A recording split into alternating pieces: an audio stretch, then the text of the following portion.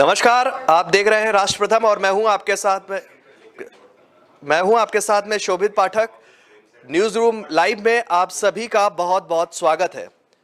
आज हम बात करेंगे देश में 4 बड़ी खबरों के बारे में जो आज जिस पर सभी की नजर रहेगी। और सबसे पहली खबर जो है आज हमें वो सुबह मिली कि लखनऊ के लेवाना होटल में भीषण आग लग गई और रेस्क्यू के लिए उस होटल की जो है कमरे की खिड़कियां तोड़ी गई और उसके द्वारा जो है उस खिड़कियों को तोड़ी गई खिड़कियों के माध्यम से कुछ लोगों को रेस्क्यू भी किया गया। हालांकि 2 लोगों के मरने की खबर जो है इस घटना के बाद लोगों के सामने आई और लगातार कह सकते हैं कि इस खबर पर हम नजर बनाए हुए हैं। हमारे साथी सहयोगी भी अभी कुछ देर बाद हमसे जुड़ेंगे। आपको इस खबर के बारे में थोड़ा सा विस्तार से बताते हैं कि उत्तर प्रदेश के लखनऊ में हजरतगंज इलाके में एक होटल में जो है आज सुबह भीषण आग लग गई। आग होटल लिवाना में लगी। फायर ब्रिगेड की कई गाड़ियां मौके पर आग पर काबू पाने में जुटी हुई हैं। धुएं के बीच कई लोग कमरे में भी फंसे हुए हैं। ये खबर निकलकर अभी सामने आ रही है कि अभी भी वहां पर रेस्क्यू ऑपरेशन जो है वो जारी है। दम घुटने से कई लोग बेहोश हो गए जबकि 2 लोगों की मौत हो गई। इस गंभीर घटना में कई की हालत गंभीर बनी हुई है।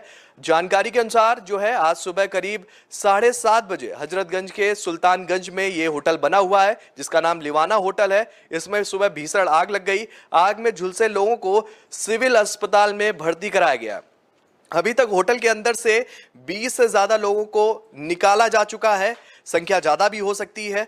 कुछ लोगों को बचाने का प्रयास भी किया जा रहा है। बताया जा रहा है कि धुएं में दम घुटने से कई लोग बेहोश हो गए। आग जो है वो इतनी भयंकर थी कि उससे जो धुआं निकला और वहां पर दम घुटने से जो है कई लोग के बेहोश होने की भी खबर जो है हमें लगातार मिल रही है। और बताया जा रहा है कि दमकल कर्मी भी जो है इसमें बेहोश हो गए। कुछ जो दमकल कर्मी थे, जो एनडीआरएफ की टीमों के जो कर्मचारी थे, जो लगातार जवान वहां पर रेस्क्यू ऑपरेशन कर रहे थे, उनके भी बेहोशी की खबर हमें मिल रही है। आपको बता दें कि अब तक करीब जो है 20 लोगों को अस्पताल में भर्ती भी कराया गया है। जो 2 लोगों का जिसमें 2 लोगों की दम घुटने से मौत की खबर भी सामने आ रही है। मौके पर 15 गाड़ियां भी पहुंची हैं। तीसरी मंजिल की आग पर काबू पाने की सूचना भी हमें लगातार मिल रही है। मौके पर करीब 6 एम्बुलेंस पहुंच गई थी जिसके माध्यम से लोगों को रेस्क्यू किया जा रहा है। रास्ते को बंद कर दिया गया है। आग पर काबू पाने के लिए जो है बुलडोजर से दीवार को भी तोड़ा जा रहा है। आपको बता दें कि जो होटल है उसके पीछे की साइड में जो दीवार है होटल की, बुलडोजर के माध्यम से उसमें जो है सुराख करके बड़ा सा छेद करके उसको तोड़कर लोगों को रेस्क्यू किया जा रहा है। जिलाधिकारी हैं लखनऊ के सूर्यपाल गंगवार। उन्होंने बताया है कि होटल में कुल 30 कमरे हैं और इनमें से 18 कमरे में जो थे लोग थे वो रिजर्व्ड कमरे थे। 18 कमरों में लोग बने हुए थे। 30 से 35 लोग कमरों में मौजूद थे। पहली मंजिल पर जो है बैंक्वेट हॉल है, यहाँ कई लोग थे। कई लोग सुबह होटल से निकल गए थे। वहीं लखनऊ के हजरतगंज के होटल लिवाना में आग लगने की घटना पर यूपी के सीएम योगी आदित्यनाथ ने भी संज्ञान लिया है। ये भी बड़ी खबर है कि इस घटना का संज्ञान लिया है उत्तर प्रदेश के जो मुखिया हैं योगी आदित्यनाथ, उन्होंने संज्ञान लिया है और घटनास्थल का जायजा भी उन्होंने किया। उन्होंने जिला अधिकारियों को झुलसे लोगों को समुचित इलाज सुनिश्चित करने के साथ ही मौके पर पहुंचकर बचाव कार्य में तेजी लाने का भी निर्देश दे दिया है। डिप्टी सीएम है जो वो भी मौके पर पहुंचे, उन्होंने भी घटनास्थल का जायजा किया। और इसी मुद्दे पर हम आगे बढ़ते हैं। हमारे साथी सहयोगी हैं तुषार, आपसे जानना चाहते हैं कि क्या कुछ अपडेट है अभी इस खबर पे। बिल्कुल शोभित, जिस तरह से आप बता रहे थे कि लगातार वहां पे जो आग बनी हुई है, तस्वीरों में आप देख सकते हैं कि लोगों को खिड़की तोड़ के बाहर निकाला जा रहा है। तो आपको बता दें कि मुख्यमंत्री योगी आदित्यनाथ इस मौके पर पहुंचे और लगातार लोगों का जायजा ले रहे हैं। और जिस तरह से हम देख रहे हैं कि भीषण आग के चलते लोगों को भारी परेशानी का भी सामना करना पड़ा। तो इस मौके पर अस्पताल के इलाज के दौरान 2 लोगों की मौत भी हो गई है और फिलहाल मुख्यमंत्री योगी आदित्यनाथ जो है अस्पताल पहुंचे हैं और उन्होंने अस्पताल का जायजा लेकर जो मरीज हैं उनको मुफ्त इलाज देने के निर्देश भी दिए हैं। और बड़ी खबर ये है कि इस तरह की घटनाएं पहले भी हुई। लखनऊ में कई घटनाएं निकलकर सामने आई। वहां पर भी अभी पिछले कुछ दिनों में कई जगहों पर आग लगी थी। और इसके बाद में कह सकते हैं कि कुछ दिनों पहले दिल्ली में भी जब गर्मी का मौसम जो चरम पर था उसमें भी कई घटनाएं आग की सामने आई। तो लखनऊ में हम जाते हैं कि लखनऊ में अभी अलीगढ़ में भी आग लगी थी, आगरा में भी आग लगी। और इसके बाद अब ये जो बड़ी घटना निकलकर सामने आ रही है कि लखनऊ के हजरतगंज में जो लिवाना होटल है इसमें आग लग गई है और इसमें 2 लोगों की मौत हो हो गई है। तो इसमें लगातार ये चूक कहाँ से हो रही है, क्या गड़बड़ है, क्या क्योंकि लगातार प्रशासन के द्वारा भी कहा जाता है कि समय समय पर हम इन जगहों पर जाते हैं, होटल्स हैं, स्कूल्स हैं, मॉल्स हैं, वहां पर जाके हम एनओसी चेक करते हैं और लगातार सुरक्षा इंतजामों का जायजा भी लेते हैं, फिर ये चूक कहाँ हो जाती है? कहीं ना कहीं देखिए शोभित जी, ऐसी बात है कि अभी तो फिलहाल जो आग लगने का कारण है वो अज्ञात बताया जा रहा है। और चूक की अगर हम बात करें तो कहीं ना कहीं प्रशासन भी इसके जिम्मेदार हो सकता है। और साथ ही आपको बता दें कि किस तरह से मतलब लगातार जो आग लगने के मामले सामने आ रहे हैं वो भी, उसमें लोगों की भी मौत हो जाती है। और तमाम बातें इस तरह का जो मामले हैं, इसमें जो आग लगने का जो कारण है वो फिलहाल अज्ञात है। आपको बता दें कि मतलब जो हमारे रक्षा मंत्री हैं राजनाथ सिंह, उन्होंने भी ट्वीट के जरिए ये संदेश दिया है और बीच बचाव का कार्य के लिए उन्होंने निर्देश भी दिया है। और साथ ही जिन लोगों की मौत हुई है जो आग में झुलसे हैं, उनके लिए भी दुख व्यक्त किया है। यहाँ पर इस समय बात कर सकते हैं, मौके पर सुबह से ही रेस्क्यू ऑपरेशन चल रहा है, कई टीमें हैं, उन टीमों में कौन कौन सी टीमें काम कर रही हैं रेस्क्यू ऑपरेशन के? देखिए लगातार वहाँ पे जो रेस्क्यू ऑपरेशन है वो लगातार जारी है और एनडीआरएफ की टीम लगातार इस ऑपरेशन में जुटी हुई है। बीच बचाव का कार्य लगातार वहाँ पे जारी है। तो ये हमारे साथी सहयोगी थे तुषार, इन्होंने अपडेट दी, खबर के बारे में विस्तार से बताया और इन्होंने एक बड़ी बात बताई कि रक्षा मंत्री राजनाथ सिंह हैं, उन्होंने भी ट्वीट कर जो है इस घटना पर खेद जता दिया है। बढ़ते हैं दूसरी खबर की तरफ कि संकट के बीच सीएम सोरेन जो है आज दिखाएंगे ताकत, विधायक रायपुर से पहुंचेंगे रांची। ये बड़ी खबर है, इस पर भी हम नजर बनाए रखेंगे आज पूरे दिन। आपको चलते हैं विस्तार से इस खबर के बारे में बताते हैं कि झारखंड के सीएम है हेमंत सोरेन अपनी कुर्सी पर मंडराते संकट के बीच आज राज्यसभा विधानसभा में विश्वास मत हासिल करेंगे। हालांकि उनकी तकदीर का फैसला राज्यपाल रमेश बैस को करना है और उन्होंने सोरेन को अयोग्य करार देने के बारे में चुनाव आयोग की सिफारिश पर कोई भी फैसला नहीं किया है। महागठबंधन सरकार के समर्थक 29 विधायकों को रविवार को 6 दिन बाद रायपुर से रांची लाया गया था। सोमवार यानी कि आज झारखंड विधानसभा में सोरेन विश्वास मत हासिल करेंगे। माना जा रहा है कि सीएम सोरेन विधानसभा में बहुमत या विश्वास मत साबित करने में कामयाब रहेंगे, लेकिन इससे उनकी कुर्सी पर मंडराता संकट या विधायकी से अयोग्य करार दिए जाने की आशंका को दूर नहीं किया जा सकता है। यह भी एक बड़ी बात है कि जो उनकी कुर्सी पर लगातार संकट मंडरा रहा है वो विश्वास मत के बाद भी दूर नहीं हो सकता है। हम आगे बढ़ते हैं इसी खबर पर। रायपुर से रांची पहुंचे विधायकों को सर्किट हाउस में रखा जाएगा। जो विधायकों को रायपुर ले जाया गया था, वहां पर एक रिजॉर्ट में रखा गया था, वहां से कुछ विधायक जो हैं आज वापस रांची पहुंचेंगे और उनको जो सर्किट हाउस है झारखंड का वहां पर रखा जाएगा। उनको एक तरह से कह सकते हैं बाड़ेबंदी में ही वो रहेंगे, किलेबंदी में रहेंगे। सीएम सोरेन ने वहां पहुंचकर उनसे मुलाकात भी की है। विश्वास मत साबित करने के लिए विधानसभा के मानसून सत्र का एक दिन विस्तार भी किया गया है। राज्य में जारी सियासी संकट के चलते जो है सर्किट हाउस व विधानसभा के आसपास कड़ी सुरक्षा व्यवस्था भी की गई है। सोरेन को 48 विधायकों का समर्थन भी मिल गया है। उनके जो 48 विधायक थे उनका उन्हें समर्थन भी मिलता हुआ दिखाई दे रहा है, जिसके चलते उन्होंने जो है उनको रायपुर शिफ्ट किया था। वो समर्थन भी उन्हीं विधायकों का अभी भी उनके ऊपर बरकरार है। सीएम सोरेन को जो है बहुमत की दृष्टि से कोई खतरा नहीं है। उन्हें अपनी पार्टी झामुमो के 30, कांग्रेस के 15 और राजद, भाकपा, माले तथा एनसीपी के एक विधायक का समर्थन हासिल है। इस तरह सोरेन के पास 48 विधायकों का भरपूर समर्थन हासिल है। इस तरह सत्ता पक्ष को बहुमत को लेकर जो है किसी तरह की कोई भी कमी फिलहाल नहीं बनती हुई दिख रही है। दरअसल भाजपा ने राज्यपाल रमेश बैस से शिकायत की थी कि सीएम सोरेन व उनके परिवार ने एक खदान की लीज हासिल करने के लिए पद का दुरुपयोग किया, इसलिए उन्हें अयोग्य करार दिया जाए। इस शिकायत को जांच के लिए राज्यपाल चुनाव आयोग को जो है उसके पास भेजा था। चुनाव आयोग ने इस पर सीएम सोरेन को नोटिस जारी कर उनका और शिकायतकर्ता भाजपा का पक्ष सुनने के बाद अपनी सिफारिश राज्यपाल को भेज दी थी। ये बड़ी खबर है दूसरी, और इसी खबर पर हम चलते हैं सीधे, हमारे नेशनल एडिटर है मयूर जानी जी, उनका रुख जानते हैं, क्योंकि आज का दिन भी काफी अहम है झारखंड के हिसाब से, क्योंकि लगातार जिस तरह से हेमंत सोरेन के ऊपर जांच का दायरा बढ़ता हुआ दिख रहा है और इसमें जैसे दिल्ली में अभी केजरीवाल ने शक्ति प्रदर्शन कर विश्वास मत हासिल किया था और उसी तरह की अटकलें जो लग रही थी आज वो फलीभूत होती हुई दिख रही है कि झारखंड में भी जो है हेमंत सोरेन आज विश्वास मत हासिल करेंगे। क्या कहेंगे? झारखंड जो है एक ऐसा राज्य है, हम सब जानते हैं कि बिहार का हिस्सा हुआ करता था और शिबू सोरेन ने बहुत उस प्रदेश को अलग करने की जो उनकी लड़ाई उनकी पार्टी की तरफ से रही, इसीलिए इनका नाम है झारखंड मुक्ति मोर्चा। तो मुक्ति मोर्चे के जरिए वो झारखंड को एक अलग राज्य बनाने में कामयाब तो हो गए। सबसे पहले मुख्यमंत्री भी वही थे। तो ये कह सकते हैं कि एक तरह से बपौती वाला मामला इनके लिए है। ये तो हमारे पिताजी ने किया है, ठीक है। अब हमारे पिताजी ने किया है तो भाई ये अब हमारे पिताजी नहीं, तो अब उसकी जगह हम हैं, तो हम चलाएंगे इसको।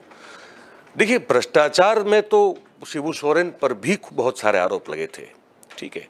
तो ये मानना कि बहुत स्वच्छ हैं, साफ सुथरे हैं, ये समझ लीजिए फिर ऐसी बात हो गई कि दिन को रात कहना और रात को दिन कह देना। तो ये तो सब जानते हैं कि ये संभव नहीं है कि वो एकदम साफ सुथरे हों। अब यहाँ मामला चल जो रहा वो ये रहा है कि भारतीय जनता पार्टी इस मामले इस जो कौभांड है पूरा, इसको लेकर जो है इस सरकार को गिराने में बिल्कुल लगी हुई है। और हेमंत सोरेन के लिए ये जी जान बचाने वाला मामला है। उनको पता है कि अगर गद्दी गई तो वो फिर सीधा वहां से जेल जाने वाले और कहीं जाने वाले है नहीं, ठीक है। और इस बार अगर जाएंगे तो ऐसा नहीं है कि ढीला छोड़ दिया जाएगा या सांस लेने की भी कोई गुंजाइश रहेगी, ऐसा नहीं होगा। ये दबा दिया जाएगा। उनको पता है कि वो फिर बाहर शायद निकल ना पाए। तो इस स्थिति में उनका अपने आप में भरोसा रखना, अपने जितने भी विधायक हैं 48 कुछ आप कह रहे हैं, वो सबको एकजुट रखना और किसी भी सूरत में सरकार को बचाना बहुत ज़रूरी है उनके लिए। क्योंकि जैसे मैं अभी बोल चुका हूं कि अगर नहीं कर पाएंगे तो चले जाएंगे सीधा जेल। तो वो एक कश्मकश में है, वो उनकी जद्दोजहद भी है, वो चल रहे हैं इस चीज़ को साथ में लेके। और इसीलिए जो है वो अभी सबको लेके उन्होंने जो एकजुट रखने की कोशिश की। अब विश्वास मत भी होगा, उस पर भी परीक्षण होगा। और इनको भी लग रहा है कि ये जो है सभी उनके साथ है, इसलिए वो अपनी सरकार बचा पाएंगे। लेकिन ये जब तक विश्वास मत साबित न हो जाए और वोट ऑफ कॉन्फिडेंस वो जीत न जाए, तब तक वो भी जानते हैं, हम भी जानते हैं कि कुछ भी कहना इस मामले में बहुत आगे मतलब जल्दबाजी हो जाएगी। और हमको ये देखना पड़ेगा कि जब ये पारित होता है तो रिजल्ट इस प्रस्ताव का हमारे सबके सामने क्या आता है, ये देखना बड़ा ज़रूरी है। जिस तरीके से कयास लगाए जा रहे थे, आज उसका जो परिदृश्य है वो सभी के सामने आ जाएगा। दोपहर के बाद भी घटना साफ हो जाएगी कि विश्वास मत हासिल होता है या नहीं। वैसे उम्मीद जताई जा रही है कि विश्वास मत जो है वो हासिल हो जाएगा। और इसी मुद्दे पर कि क्योंकि सुबह जो है पूर्व मुख्यमंत्री हैं झारखंड के बाबूलाल मरांडी, उन्होंने ये कहकर एक ट्वीट किया था और आरोप भी लगाया, मीडिया के सामने आए और उन्होंने कहा कि हम तो मांग ही नहीं रहे कि विश्वास मत हमें दीजिए या ना दीजिए, आप क्यों जबरदस्ती ये सिद्ध करना चाहते हैं कि आपके पास बहुमत है या नहीं है।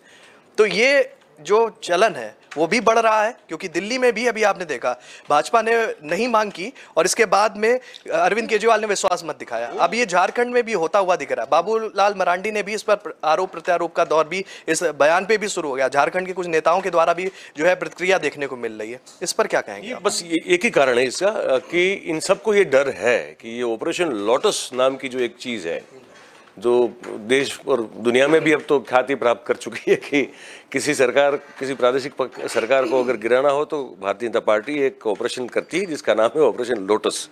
और उसके ज़रिए फिर उनके जो विधायक हैं, उनको, पार्टी के जो बड़े नेता होते हैं, उनको भारतीय जनता पार्टी की और उनकी तरफ मोड़ने की और उनके साथ जुड़ने की एक कोशिश होती है। बहुत बार ये सफल हो जाते हैं, तो उनकी सफलता का जो रेशियो है वो ऊंचा है। तो इसीलिए ये डर लगा रहता है कि भाई हमको ये साबित करना होगा कि आज भी हमारे साथ हमारे विधायक हैं। क्योंकि आपने पिछले दिनों देखा होगा कि आम आदमी पार्टी के कुछ 10 विधायक जो संपर्क से हो ही नहीं पा रहा था, तो संपर्क नहीं हो पा रहा था, तो ये इनके लिए चिंता की बात थी। तो इसलिए जो है उन्होंने एक बार फिर से विश्वास मत जो है, हालांकि वो 63 है, लेकिन फिर भी वो लिया उन्होंने कि ये इस सबके सामने ये घोषित हो, ये साबित हो कि हमारे विधायक हमारे साथ ही हैं। तो हेमंत सोरेन का भी ये कदम है वो इसीलिए है, वो उठाया कि भाई सब हमारे साथ है। वो ऑपरेशन लोटस यहाँ काम नहीं कर रहा है, ये प्रस्थापित करने की जो कोशिश होती है, इसी कारण ये अभी ये चलन शुरू हुआ है जो आप कह रहे हैं। तो उसका कारण यही है कि बस ये कोशिश हो, ये साबित हो जाए कि नहीं भाई हम सब एक हैं और हमारी पार्टी में कोई फूट नहीं है। ये सबसे बड़ा कारण है ये करने का। देखिए, हॉर्स ट्रेडिंग की बात की गई। जिस हिसाब से जो झारखंड के विधायक थे उन्हें रायपुर शिफ्ट किया गया और इसके बाद आज उन्हें वापस जो है सर्किट हाउस रखा गया। उन्हें घर जाने की अनुमति भी नहीं दी गई कि जब तक विश्वास मत हासिल नहीं हो जाता है आप घर नहीं जाएंगे, आप सर्किट हाउस में रहेंगे। जो सुविधाएं हैं वो आपको यहीं पर ही मुहैया कराई जाएंगे। इससे पहले अगर हम बात करें, जब असम में जो चुनाव हुए थे तो वहाँ के भी कुछ विधायकों को जो है कांग्रेसी विधायक थे उनको उठाकर जयपुर शिफ्ट कर दिया गया था। फेयरमाउंट होटल है वहाँ पर शिफ्ट कर दिया गया था और यही परिवेश जो है झारखंड में भी देखने को मिला कि वहाँ पर भी बाड़ेबंदी की गई, विधायकों की किलेबंदी की गई। उन्हें किले के अंदर एक हिसाब से अपहरण ही कह सकते हैं, अलग अलग नाम है और अलग अलग नामों का प्रयोग करते हैं राजनीतिक दल। तो हम तो इसको हॉर्स ट्रेडिंग कहेंगे, किलेबंदी कहेंगे, बाड़ेबंदी भी कहेंगे। और उसके अनुसार जो है इनको रखा गया है सर्किट हाउस में। आपको अभी भी लगता है कि जिस तरीके से इनको सर्किट हाउस में रखा गया है तो कहीं ना कहीं अभी भी झारखंड के जो सीएम है उनको डर है कि इनकी खरीद फरोख्त हो सकती है? बिल्कुल बिल्कुल, खरीद फरोख्त भी हो सकती है। देखिए, हर एमएलए जो है वो पैसे के लिए नहीं जाता, ये भी समझना होगा। हर एक एमएलए सिर्फ पैसे के लिए, पैसा एक कारण हो सकता है, लेकिन पैसे के साथ साथ और भी कुछ चीज़ें होती हैं जो एमएलए या विधायक या एमपी कोई भी हो, अगर एमपी भी कोई होता है या कोई विधायक भी होता है तो उनके लिए पैसे के अलावा भी कारण होता है। हो सकता है उनको अपनी पार्टी में उतना मान सम्मान न मिल रहा हो सकता है उनकी मत क्षेत्र के कार्य जो है वो हो न रहे हो, ठीक है, हो सकता है उनको इग्नोर किया जाता हो, अपमानित किया जाता हो या छोटा दिखाया जाता हो, ये भी हो सकता है। पैसा तो होता ही है लेकिन साथ में ये भी होता है। तो अब खरीद फरोख्त को कहा जाता है हॉर्स ट्रेडिंग, सब जानते हैं। और ये जो पकड़ के रखा है सबको बिठा के, उसको आप कहते हैं गोलबंदी कर दी या वाड़ाबंदी कर दी, आप ये भी कह सकते हैं, ठीक है। तो डर तो बिल्कुल है उनको कि अभी भी भारतीय जनता पार्टी अपना ऑपरेशन लोटस जो है वो आगे बढ़ा सकती है, सफल हो सकता है। और पता नहीं कितने विधायक हैं जो अगर इनको पकड़ के नहीं रखा सर्किट हाउस में तो कितने विधायक हैं जो उनको छोड़ के जा सकते हैं। ये डर है और डर के कारण उन्होंने सबको एक साथ रखा हुआ है। और विश्वास मत अगर उन्होंने जीत भी लिया उसके बाद भी सवाल ये बनता है शोभित भाई कि क्या वो इस घोटाले के आरोप से, जांच से बच पाएंगे, ये सबसे बड़ा सवाल है जी। बड़ी बात निकलकर सामने आती है कि आरोप से बच पाएंगे या नहीं। इसी मुद्दे पर हम आगे बढ़ेंगे कि खरीद फरोख्त अपनी जगह हो सकता है। कहीं विपक्षी खेमे की तरफ से यह भी आरोप लगाया गया कि पैसे की तो कोई लेन देन की बात ही नहीं है, भ्रष्टाचार के मामलों की बात है। अगर आप, भाजपा का कहना यह था, विपक्षी खेमे की तरफ से आरोप लगाया गया कि अगर आप हमारे साथ नहीं जुड़ते हैं, नहीं आप आते हैं तो भ्रष्टाचार की फाइलें खुल जाएंगी, ईडी आपके घर पर दस्तक देगी, सीबीआई छापे मारेगी। तो कहीं ना कहीं यह भी वजह हो सकती है कि सीबीआई और ईडी का खेल ना शुरू हो, इसलिए विधायकों के मन में डर है। ये बिल्कुल है, ये तो सबसे बड़ा कारण है ही है, क्योंकि हर जगह ये देखा जा रहा है कि जैसे मैं पहले कह चुका हूँ और मैं कह रहा हूँ, इसका मतलब नहीं कि इसलिए सत्य है, सब जानते भी हैं इस चीज़ को। राजनीति में एक शायद ही कोई ऐसा मिलेगा, बहुत नामुमकिन सी बात है कि जिसके हाथ जो है वो किसी न किसी करप्शन से मैले ना हुए हो। वो संभव नहीं है राजनीति में। तो हर एक की कोई ना कोई तो एक ऐसी कड़ी होती है जो वीक होती है, वीक लिंक जिसको हम लोग कहते हैं, तो वो होती है। और जब सत्ता में आप केंद्र में बैठे हैं तो आपके लिए वो वीक लिंक ढूंढ निकालना कोई बड़ी बात नहीं है। और अगर आपने भ्रष्टाचार किया है और उसके कोई प्रूफ आपकी एजेंसीज को हाथ में लगते हैं तो उस प्रूफ का फिर आप कैसे इस्तेमाल करते हैं वो फिर उस सत्ता में बैठी पार्टी के ऊपर निर्भर करता है। और यहाँ तक भारतीय जनता पार्टी का सवाल है तो वो जो वीक लिंक उनके हाथ में आ जाती है उसका वो उपयोग करते हैं उस विपक्षी एमएलए, एमपी या मुख्यमंत्री या कोई भी जो बड़ा होता है उसको अपनी ओर लाने में, उसको दबाने में। और वरना फिर वो कहते हैं कि ये सब खुल जाएगा। ये हकीकत है, बहुत सारे लोगों से हमारी बात होती है, बहुत सारे राजनेताओं से बात होती है, सबका ये कहना है कि ये एक डर बना रहता है, तो उसी का उपयोग ये किया जाता है। और ये डर उनको जो लगता है वो मुझे लगता है कि बिल्कुल वाजिब है, क्योंकि ये होता है, ये होता आ रहा है, तो ये है बिल्कुल। हम बढ़ते हैं तीसरी खबर की तरफ कि चुनावी रणनीति बनाने में आज गुजरात पहुंच चुके हैं राहुल गांधी। कांग्रेस के बूथ स्तरीय सम्मेलन में भी होंगे शामिल। तीसरी बड़ी खबर है और वो खबर है गुजरात से। गुजरात में राहुल गांधी पहुंच चुके हैं और अपनी पार्टी को धार देने के लिए वो जनसंवाद भी करेंगे। कहा यह भी जा रहा है कि वो एक रैली को भी संबोधित कर सकते हैं।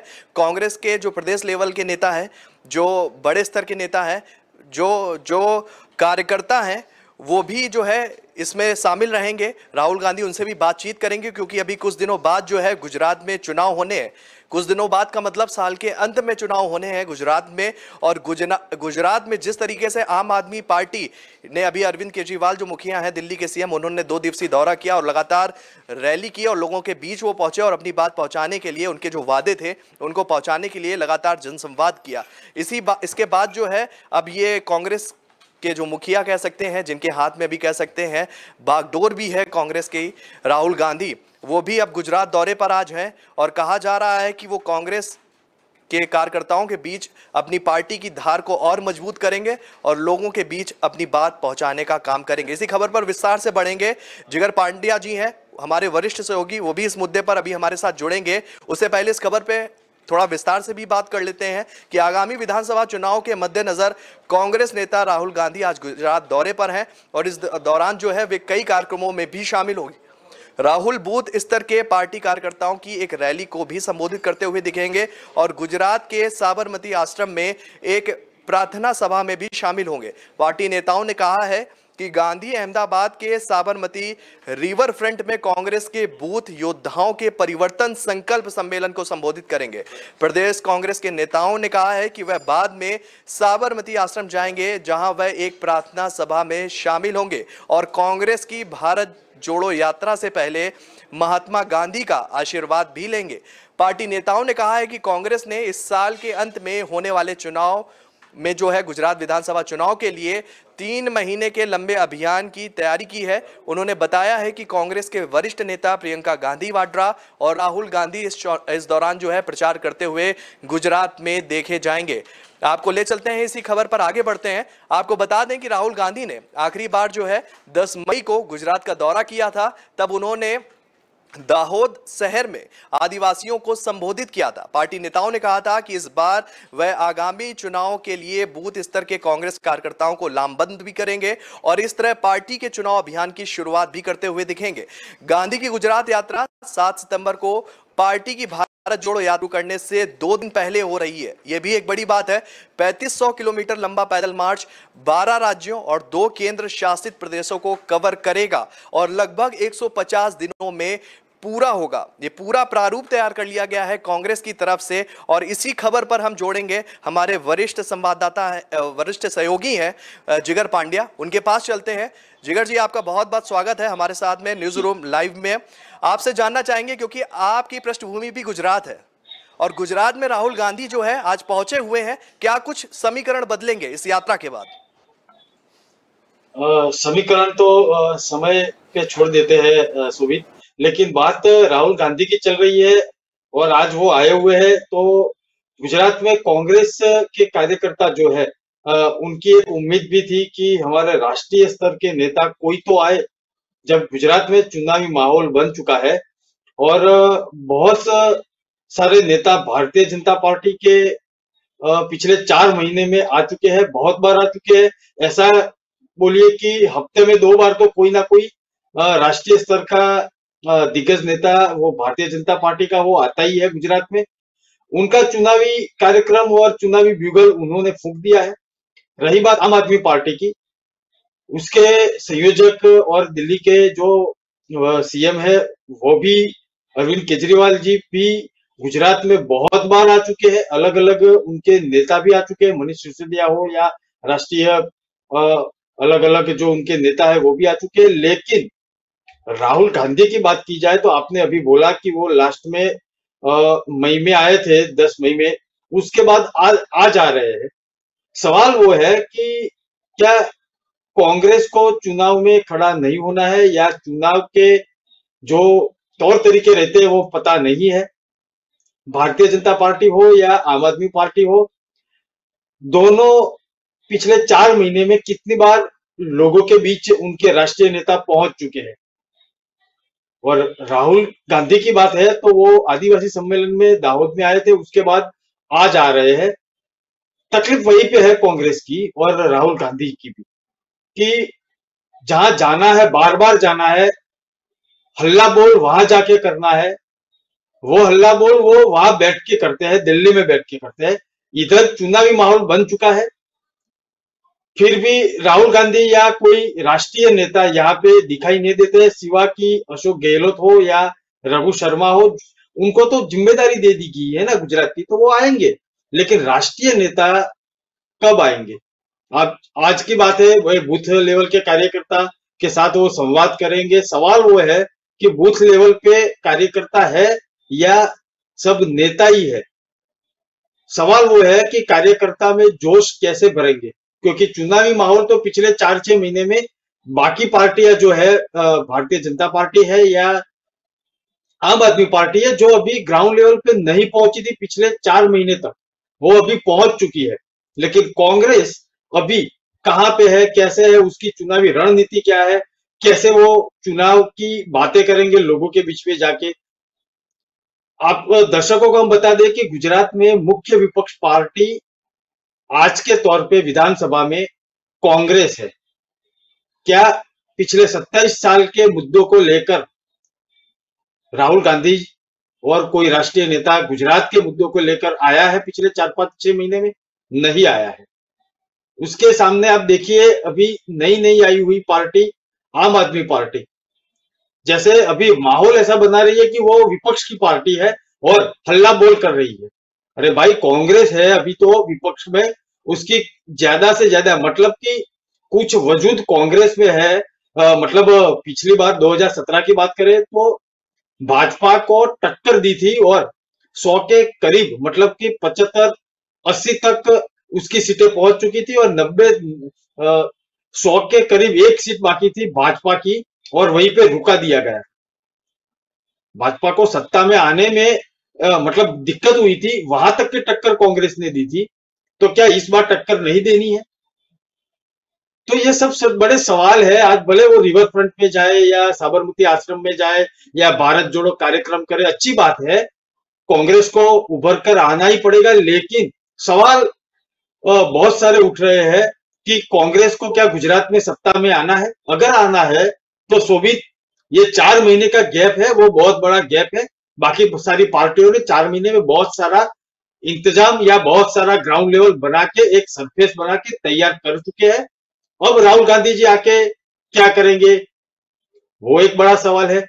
आके क्या नई बात करेंगे, वो एक बड़ा सवाल है। कल दिल्ली में हल्ला बोल किया बहुत सारे, केंद्र सरकार पे उन्होंने मतलब अपने जो संबोधन था उसमें बहुत सारी बातें की, लेकिन गुजरात के मुद्दे जो है वो गुजरात में आके पिछले 4 महीने में उठाने थे, वो निष्फल गए हैं। ऐसा मैं मतलब मैं तो मानता ही हूं, लेकिन बहुत सारे यहाँ के जो पत्रकार है वो देख रहे हैं, राजनीतिक विशेषज्ञ है वो देख रहे हैं कि कांग्रेस को अभी उभर के आना है या कांग्रेस मजबूत है। देखो, गुजरात में ऐसा नहीं है कि कांग्रेस का वजूद नहीं है, आज की तारीख में भी कांग्रेस का वजूद है।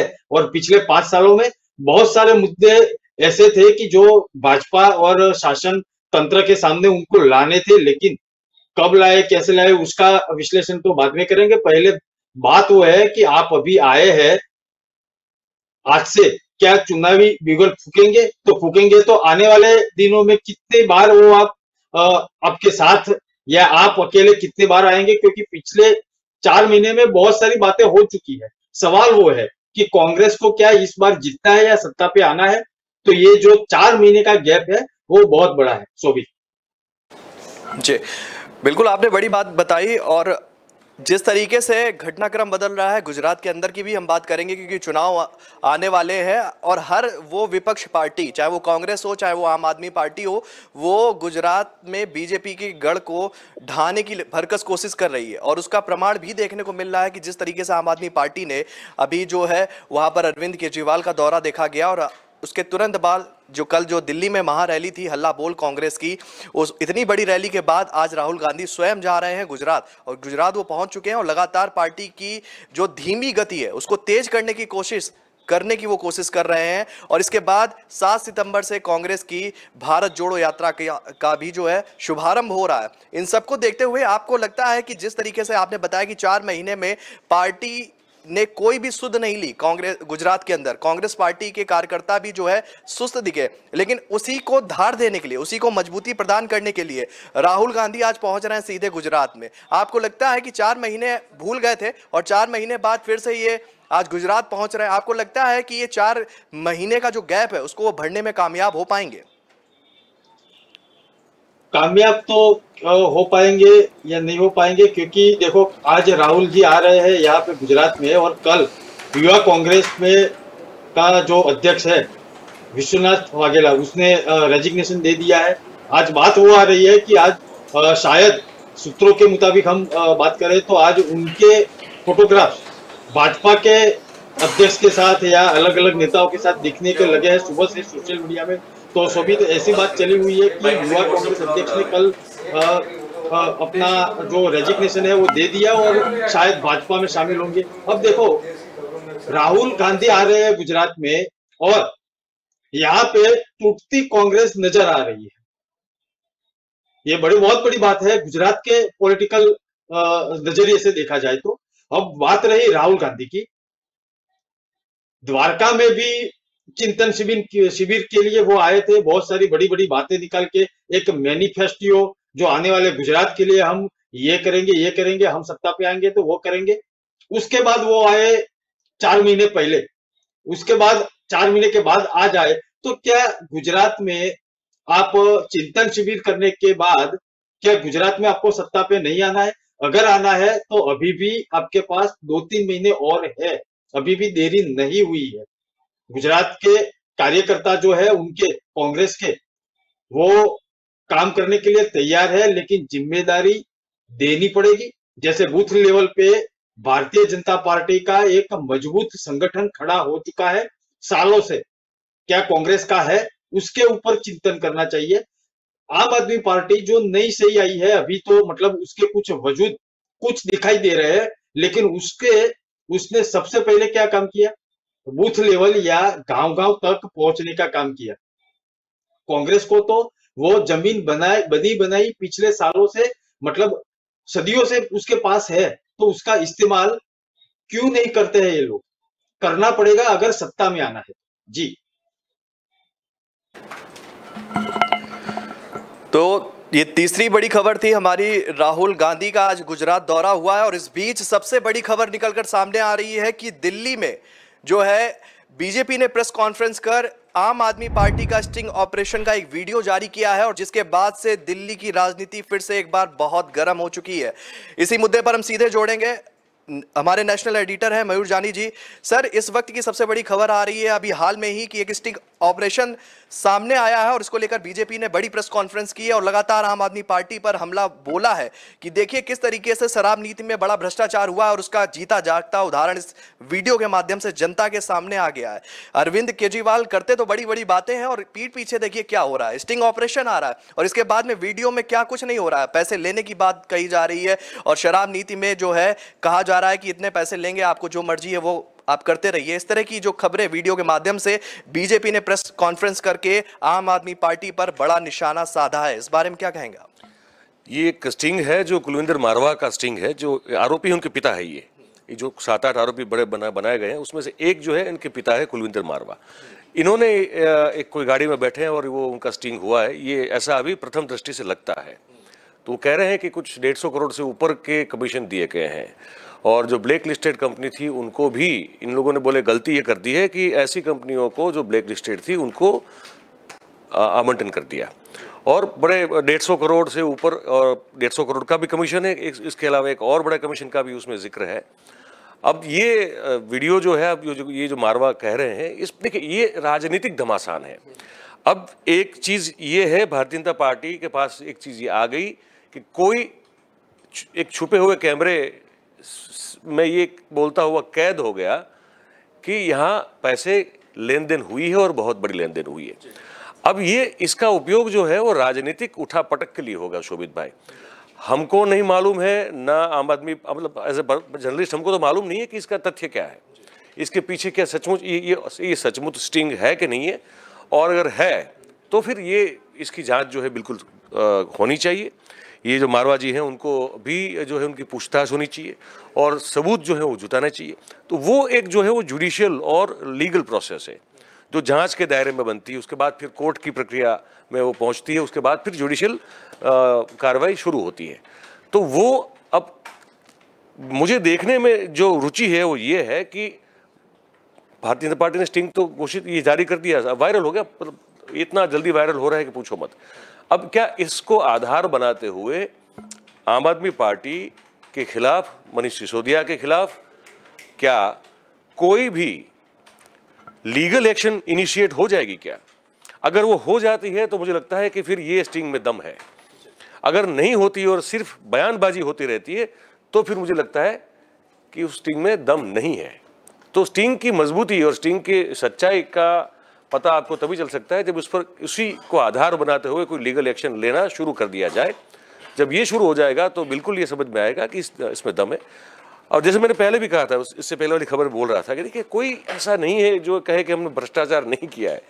ये भी एक ऐसा दावा है कि जो गले से अब हलक से नीचे उतरेगा नहीं। तो कहीं ना कहीं कुछ तो हुआ होगा ना शोभित, कुछ हुआ होगा तभी तो इतनी, मतलब जब धुआं तभी निकलता है, कहीं थोड़ी बहुत आग लगती है कहीं, तो आग तो कहीं लगी हुई होगी और धुआं जो हम देख रहे हैं तो वो बिल्कुल होगा।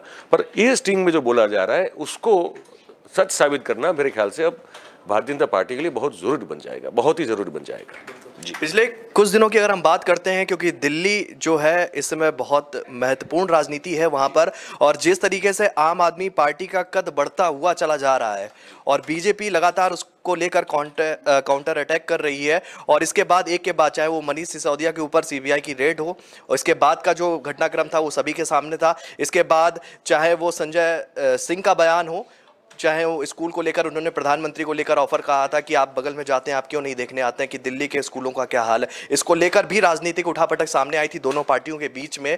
और अब ये तीसरा जो अभी कुछ ही देर पहले रिलीज हुआ है स्टिंग ऑपरेशन, और इसको लेकर बीजेपी के बड़े नेताओं ने प्रेस कॉन्फ्रेंस की है, और ये एक मौका है बीजेपी की तरफ से जिसमें वो आम आदमी पार्टी को हर उस कटघरे में खड़ा करना चाहती है जिसमें बीजेपी की मंशा है। वो चाहती है कि देखिए जनता से आप वादे तो करते हैं कि हम बहुत पाक साफ हैं, और इसके बाद ये स्टिंग ऑपरेशन आता है और स्टिंग वीडियो निकलकर सामने आता है, और इसके बाद में दूध का दूध और पानी पानी की भी बात कही जा रही है बीजेपी के द्वारा। आपको लगता है कि इस वीडियो के बाद में बीजेपी जो सिद्ध करना चाह रही है उसमें कहां हद तक कामयाब होगी? देखिए, परसेप्शन का सवाल है, ये परसेप्शन बिल्डिंग या perception destroying kind of activities है। ये अरविंद केजरीवाल अपने आप को कट्टर ईमानदार आदमी कहते हैं, अब ये इन्होंने आज शुरू कर दिया है कि कट्टर भ्रष्टाचारी है। तो अब ये परसेप्शन एक बनाना होता है, आपके को लेकर एक छवि घड़ने की बात होती है। वो छवि अच्छी है बुरी है, वो ये इस तरह की जब जो प्रवृत्तियां हैं वो तय करती है। क्योंकि आज कमनसीबी है, ये बिल्कुल पर है, मानना पड़ेगा कि जो सोशल मीडिया है उस पर जो चीज़ें वायरल होती है उसकी तह तक जाना, उसको वो कितना सच है कितना नहीं है ये समझना बहुत कम लोग प्रयास करते हैं इस चीज़ का, और जैसे आया वैसे फॉरवर्ड करते हैं, और फिर उसके ऊपर जो है आसपास में अपने जहाँ कार्यक्षेत्र में या कहीं बाहर निकले हो तो चर्चाएं होती है। अब ये मान लिया जाता है कि जिसमें जो चल रहा है वो सब सही है। ऐसी बहुत सारी चीज़ें बीजेपी के लिए भी हुई है कि कुछ मोदी जी के कुछ आप पता होगा बहुत सारे ऐसे वीडियोज चलते हैं, उसके आगे पीछे का जो अनुसंधान है, जो एक कंटेक्स्ट है वो नहीं होता उसमें। ठीक है, राहुल गांधी के लिए भी ये होता है, जितने भी बड़े राजनीतिज्ञ होते हैं तो उनके लिए उस तरह के ऐसे एडिटेड वर्जन चलते हैं जो एक बहुत बड़ा मिसकंसेप्शन खड़ा करते हैं और परसेप्शन को डैमेज करते हैं। तो छवि जो है आपकी कहीं ना कहीं धूमिल होती है। तो ये जो स्टिंग अभी रिलीज हुआ है, वो स्टिंग के रिलीज होने से एक बात तो तय है कि इस बात की चर्चा बिल्कुल अब देश में शुरू हो गई है कि केजरीवाल जितना अपने आप को साफ सुथरा, स्वच्छ और प्रामाणिक, ईमानदार बताते हैं, क्या वो है? ये स्टिंग वो काम करेगा। तो उनके लिए जो छवि मन में बनी हुई है, अब उसमें इससे दो चीजें और होती है। जैसे मोदी जी के लिए हुआ है ये, मोदी जी को हमेशा जो है वो माइनॉरिटीज का विरोधी राजनेता के तौर पर उनको प्रस्तुत किया गया। गुजरात दंगों को हमेशा उनके सामने रख के उनको क्रिटिसाइज करने की कोशिश की गई। इससे मोदी जी को फायदा क्या हुआ? मोदी जी के समर्थक और मोदी जी के विरोधियों के बीच की भेद रेखा जो है बड़ी स्पष्ट हो गई। तो मोदी जी को फायदा ये हो गया कि भाई जो लोग मेरे साथ है वो मेरे साथ है, और मैं जैसा मेरा परसेप्शन मीडिया बना रहा है उस परसेप्शन को भी लोग स्वीकार करने के लिए तैयार है। तो अब ये केजरीवाल के लिए भी हो सकता है कि भाई जो उनके घोर समर्थक है तो कहेंगे कि नहीं ये तो बीजेपी है, इसकी चाल है, ये करेगा वो करेगा, वो छवि खराब करने की कोशिश कर रहे हैं। बाकी केजरीवाल ऐसे है नहीं। ये मानने वाले लोग जो है वो और चुस्त हो जाएंगे मानने को लेकर, और जो उनके विरोधी हैं इसको अब इसी को जो हथियार बना के कहेंगे कि यार कहाँ, या ये थोड़ी ईमानदार लोग हैं, ये तो कट्टर भ्रष्टाचारी लोग हैं। तो वो भेद रेखा बड़ी स्पष्ट होती जाएगी, और अब उसमें समर्थकों की संख्या कितनी जुटा पाते हैं केजरीवाल, ये उनका आने वाला जो पॉलिटिकल दांवपेच जो भी होगा उन पर वो असर करेगा। तो इनके लिए एक बड़ी एक डिसाइडिंग मोमेंट आज उनके लिए पैदा हो गई है, खड़ी हो गई है। इसका हर देखिए, दूसरी बात यह है कि केजरीवाल को भी उसी तरह जाना जाता है जिस तरह मोदी जी को हम जानते हैं कि जो भी उनके लिए आपत्तिजनक स्थिति पैदा होती है, जब भी वो उसको अवसर में बदलने की कोशिश करते हैं, और कई बार वो सफल हो चुके हैं। केजरीवाल के लिए भी ये कहा जाता है, जब भी सीबीआई की जैसे भी रेड हो गई तो उसको भी उसने अपने पॉजिटिव नैरेटिव में उसने कन्वर्ट कर दिया। अब इसको कैसे करते हैं ये बड़ा देखना इंटरेस्टिंग रहेगा शोभित भाई। जिस तरीके से आम आदमी पार्टी बीजेपी पर आरोप लगाती आई है, मनीष सिसोदिया के घर पर ईडी की रेड हुई, सीबीआई ने छापे मारे, और मुख्यमंत्री जो है अरविंद केजरीवाल, उन्होंने गुजरात दौरे में इस बात का जिक्र किया और उन्होंने कहा, इसको स्वीकार किया कि जनता ये देखे कि सीबीआई की रेड तो हुई, ईडी ने अपना काम तो किया, लेकिन उन्हें मिला कुछ नहीं, उनके हाथ खाली हैं। और इस बात की पुष्टि करता है कि हम बिल्कुल पाक साफ हैं। और इसको लेकर ही अभी आज जो है एक आम आदमी पार्टी की तरफ से कह सकते हैं उनके वरिष्ठ प्रवक्ता है संजय सिंह एक मुहिम भी शुरू करने जा रहे हैं कि वो जाएंगे यूपी, और यूपी के जो सरकारी स्कूल हैं उसकी जो रूपरेखा है, वहाँ पर क्या क्या चीज़ें हो रही हैं, वो कितने आगे बढ़े, कितने नीचे रहे, क्या वहाँ पे मिड डे मील चल रहा है वो किस स्तर का है, इसको लेकर भी उन्होंने आज एक प्रेस कॉन्फ्रेंस की थी। और उसमें उन्होंने कहा था कि मैं यूपी में जाऊंगा, क्योंकि यूपी के प्रभारी भी हैं आम आदमी पार्टी की तरफ से, और उन्होंने ये मुहिम चलाई है कि हम जाएंगे और सरकारी स्कूलों का जायजा लेंगे, तब हम कहेंगे कि योगी आदित्यनाथ कितने बड़े बड़े दावे करते हैं कि हमारी सरकार आई तो हमने ये बदल दिया वो बदल दिया, लेकिन जमीनी हकीकत उन स्कूलों की भी कितनी है। तो इसको लेकर भी संजय सिंह अब यूपी का रुख कर रहे हैं और कह रहे हैं कि हम एक के बाद एक राज्य में। बहुत वायरल किया गया पिछले 2-3 दिनों में, आप सबने देखा होगा, यूपी के किसी इलाके का है, नाम भूल गया उस इलाके का भी, वहाँ मिड डे मील जो परोसा जाता है बच्चों को, तो वो जो महिला थी जो खाना पकाती हैं उनका भी इंटरव्यू कोई कर रहा था, और किसी लोकल आदमी ने किया था, मतलब कोई चैनल नहीं पहुंचा था वहाँ पे। ये हो सकता है किसी पार्टी का कार्यकर्ता हो जाए, ये भी हो सकता है। तो वो बच्चे हैं, कह रहे हैं कि हमको तो चावल तो मिल रहे हैं लेकिन दाल नहीं है। जो मिड डे मील का पूरा मेनू है उसमें से वो पूछा जाता है कि भैया तुमको केला मिलता है क्या, तुमको दूध मिलता है क्या, तुमको दाल मिलती है, सब्जी मिलती है क्या, तो कह रहे हैं कि नहीं हमको तो ये चावल मिले, अब चावल कैसे खाएंगे इसको। तो जो खाना पकाने वाली महिला है उसको भी पूछा जाता है, तो कहती है कि इतना तो छोटा सा बजट है तो मैं क्या इसमें लाऊं, क्या खिलाऊं। तो उसको लेकर, उस वीडियो को लेकर जो है बहुत सारी चीज़ें और आरोप प्रत्यारोप पिछले 2-3 दिन में सोशल मीडिया पर तो चल रहे हैं, ठीक है। तो वो भी एक प्रयास है कि यूपी में स्कूल की जो स्थिति है और जहाँ मिड डे मील परोसा जाता है, तो वो अब वो सिर्फ फोकस था मिड डे मील पर। अभी अब स्कूल का ढांचा कैसा है, ठीक है, मजबूत है कि नहीं, पढ़ने लिखने की सुविधा क्या है, शिक्षक क्या पर्याप्त मात्रा में उपलब्ध है कि नहीं, ये सब चीज़ें भी आएगी। गुजरात को लेकर भी जो है पिछले एक महीने पहले बहुत सारी चीज़, जब मनीष सिसोदिया आए थे वहाँ पे और उन्होंने वो जीतू वाघानी के मत क्षेत्र के स्कूलों का, सरकारी स्कूलों का दौरा किया, तो उसके बाद ये सब चीज़ें आई कि भाई इतने कमरे कम हैं, 719 से ज़्यादा कमरे कम हैं, ठीक है, कितने हज़ार शिक्षकों की जो है वो नियुक्ति नहीं हो पा रही है, उनके पद रिक्त हैं, ठीक है, और बहुत सारे, मतलब इलेक्ट्रिसिटी कितनी स्कूलों में अब तक नहीं पहुंची है। तो ये सब चीज़ें फिर उस समय सामने सबके आई थी। अब हो सकता है ये चीज़ अब यूपी में भी हो जाए, क्योंकि इनको काउंटर तो करना पड़ेगा ना। देखिए इन्होंने जो अपना कुछ एक मॉडल बनाया है, बीच में आप देखेंगे कि एक और ट्विटर पे चला था कि देखिए ये केजरीवाल कह रहे हैं कि हमने स्कूल की सरकारी स्कूलों की परिस्थिति और स्थिति बहुत अच्छी बना दी। किसी स्कूल का था कि देखो यार इसकी क्या खराब हालत है। तो फिर वहीं आम आदमी पार्टी वाले लोग गए और कहा कि ये तो हमारे कंट्रोल, ये हमारे जुरिडिक्शन में नहीं है, ये तो ये एमसीडी के है, कार्यक्षेत्र में पड़ता है। तो बोले ये आरोप प्रत्यारोप और फैक्ट चेकिंग जो है अब चलता रहेगा और हर एक पार्टी अपने अपने हिसाब से अपनी बात जो है रखती जाएगी। अब ये लोगों के ऊपर है कि वो उस चीज़ को कैसे देखते हैं।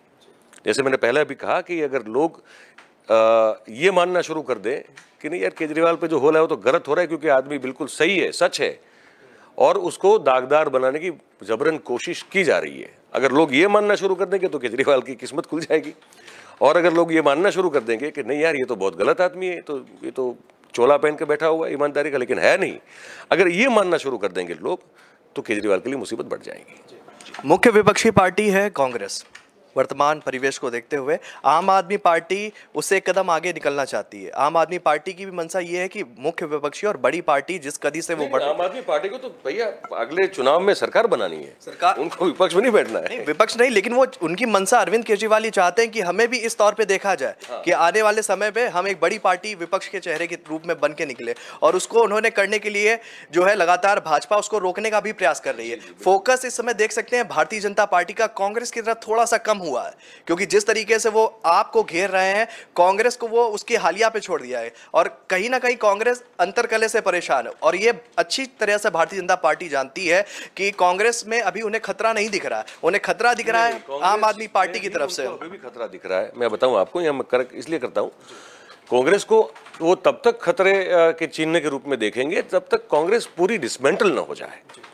ये समझना बहुत जरूरी है शोभित भाई, कांग्रेस एक ऐसी पार्टी है जो सबसे पुरानी पार्टी है, उसमें 3 बार विभाजन हुए हैं, फिर भी वो अपने आप को मजबूत रख पाई थी, और अभी वो बहुत वीक है। लेकिन कांग्रेस की जो विचारधारा है वो अभी तक देश में खत्म नहीं हुई है, जो मतदाताओं के मन में स्थिर है। कांग्रेस तभी खत्म हो जाएगी जब मतदाताओं के मन से कांग्रेस जो है उसकी विचारधारा निकल जाएगी। कांग्रेस की विचारधारा क्या है? सेकुलर विचारधारा है, पिछड़ों की, वंचितों की, दलितों की, माइनॉरिटी के उत्थान की विचारधारा है, ठीक है। और इसको जड़ से नाबूद करने की कोशिश जो है ये भारतीय जनता पार्टी कर रही। गुजरात में भी हमने सालों तक देखा, अभी पूरे देश में हम देख रहे हैं कि उससे अगर जब तक वो निजात नहीं पाते हैं तब तक कांग्रेस खत्म नहीं होगी। और अगर कांग्रेस खत्म ना हुई तो इनके लिए, क्योंकि ये जानते भी है बिल्कुल कि अगर लोगों ने फिर से ऊब के, कोई नेतृत्व तो नहीं है सुनिए, लेकिन अगर लोग इनकी नीतियों से परेशान हुए तो उनके लिए कांग्रेस आज भी एक राष्ट्रीय स्तर पर सबसे बड़ा पक्ष है। तो वो जो उनकी पहचान है, उस पहचान को जब तक वो पूरी तरह से मिटा नहीं पाते हैं तब तक वो कांग्रेस से भारतीय जनता पार्टी अपना फोकस कहीं और शिफ्ट नहीं करेगी। इसका मतलब ये नहीं कि वो आम आदमी पार्टी को भी बहुत बड़ा खतरा नहीं मानते, उसको भी बहुत बड़ा खतरा मानते हैं, लेकिन कांग्रेस को बिल्कुल साथ में रख के वो मान रहे हैं। तो एक बॉक्स है जो टिक हुआ है वो कांग्रेस का है, अब दूसरा बॉक्स लगा है वहां पे, वो है आम आदमी पार्टी, जिसको उन लोगों ने टिक कर दिया है। तो कांग्रेस के साथ साथ इसको भी ये खतरा मान रहे हैं। कांग्रेस को उनको पूरी तरह से खत्म करना है और आम आदमी पार्टी को बड़ा होने से पहले ही उनको अपनी जगह दिखाते हुए रोक देना है। ये भारतीय जनता पार्टी अभी कोशिश में लगी हुई है जी।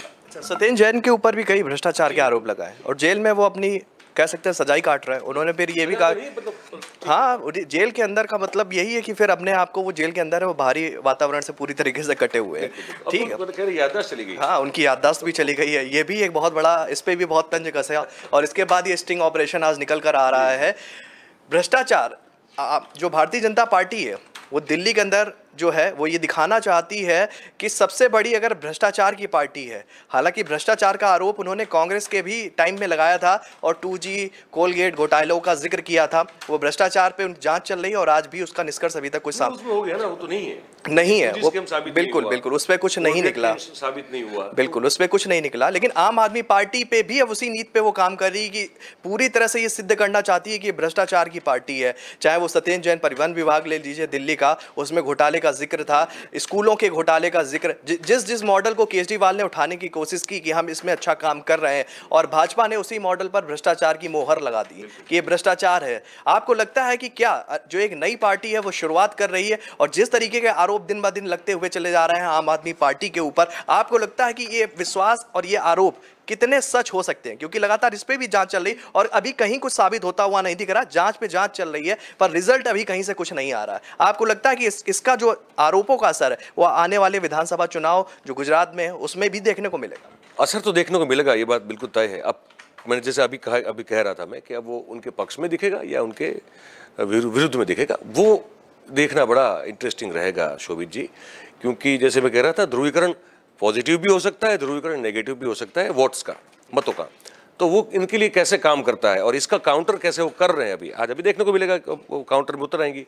तो वो कैसे करते हैं, कैसे हैंडल कर पाते हैं, और इसको फिर से जो उनके लिए आपत्तिजनक आपत्तिजनक स्थिति जो पैदा हुई है, उसको अवसर की स्थिति में कैसे वो मोड़ पाते हैं, बदल पाते हैं, ये अब आज पूरे दिन के घटनाक्रम को हम देखेंगे, नज़दीक से देखेंगे, और हम दर्शकों को भी दिखाते रहेंगे कि ये जो हमारे जितने भी बुलेटिन भी जाएंगे तो हम ये इस पर बात करते रहेंगे। तो ये फॉलोअप हमारा बिल्कुल जारी रहेगा। दिन भर के अंत में ये इनका आज का काउंटर, क्योंकि आज सही तरह से जवाब देना उनके लिए बहुत ज़रूरी है। अगर वो आज चूक जाते हैं तो फिर उनके लिए थोड़ी मुश्किल जो है आने वाले दिनों में पड़ सकती है। ये अभी आज की स्थिति में इस मोमेंट पे हमको जो लग रहा है वो ये है। ठीक है, बहुत बहुत धन्यवाद सर। तो आज हमने जाना कि जिस तरह से देश में कुछ बड़ी खबरें हैं, बड़ी घटनाएं हुई हैं, उन पर हमने बात रखी, बेबाकी से बात रखी। आप तक हर चीज़ पहुंचाने की कोशिश हम करते हैं, क्योंकि हम हैं राष्ट्र प्रथम और राष्ट्र से जुड़ी खबरें उठाना हमारा फ़र्ज ही है। हमारी अन्य खबरों को भी आप देख सकते हैं, उसके लिए आपको विजिट करना पड़ेगा हमारा www.kalamkartavya.com, ये हमारी वेबसाइट, उस पर आप जाइए, आपको अन्य खबरें भी मिलेंगी। दिन की जो बड़ी खबरें हैं उस पर भी हम लगातार उस वेबसाइट के माध्यम से अपलोड करते रहते हैं, वहाँ पर जाकर आप खबरों से रूबरू हो सकते हैं। फिलहाल न्यूज़ रूम लाइव में हमारे साथ इतना ही। कल फिर 12 से 1 बजे के बीच में आपसे मुलाकात होगी न्यूज़ रूम लाइव में। तब तक के लिए नमस्कार।